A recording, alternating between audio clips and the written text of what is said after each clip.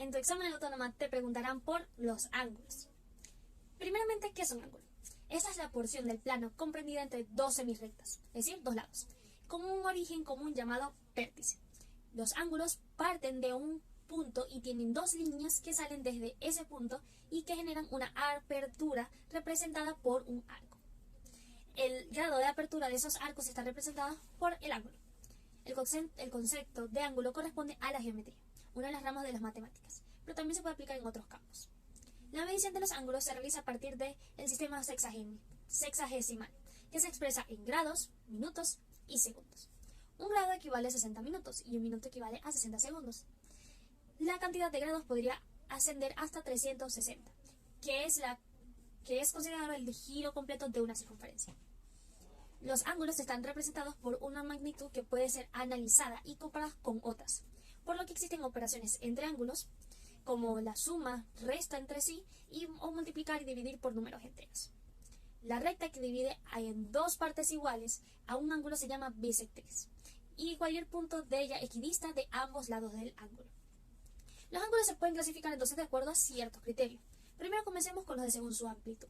Tenemos el ángulo nulo, que mide 0 grados, el agudo, que mide entre 0 y 90 grados, el recto, que mide 90 grados, el obtuso, que mide entre 90 y 180, el llano, que mide 180 grados, el cóncavo, que mide más de 180 y el completo, que mide 360.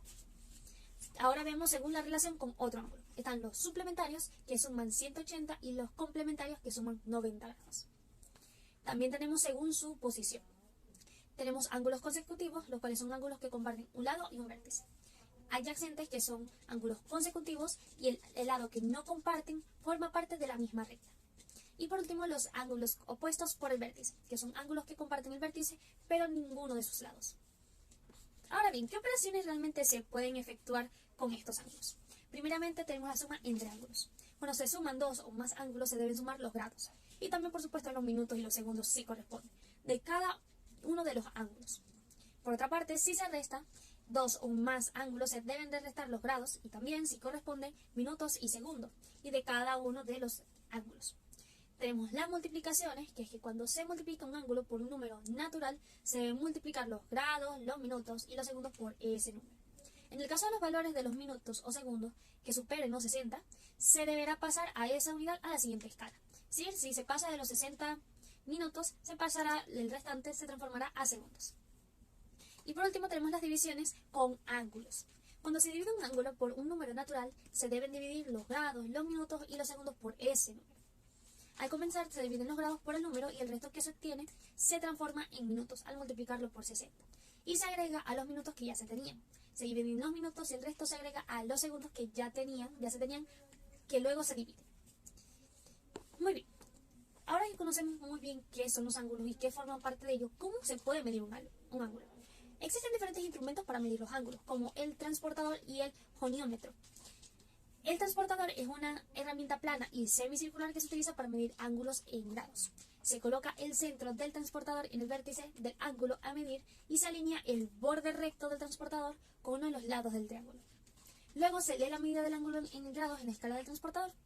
Por otra parte tenemos el goniómetro, que este es un instrumento mucho más preciso que se utiliza para ángulos en grados, minutos y segundos. Es especialmente útil para medir ángulos que son pequeños. Se utiliza en campos de la ciencia normalmente.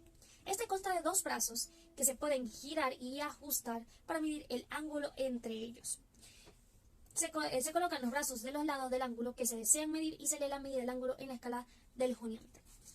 También existen métodos para medir ángulos sin tener instrumentos, como la estimación visual y el uso de sombras. Sin embargo, evidentemente estos son los menos precisos y se utilizan cuando es extremadamente necesario en situaciones que no se disponga de instrumentos de medición. Cabe destacar también como dato adicional que los ángulos también se pueden medir en radianes.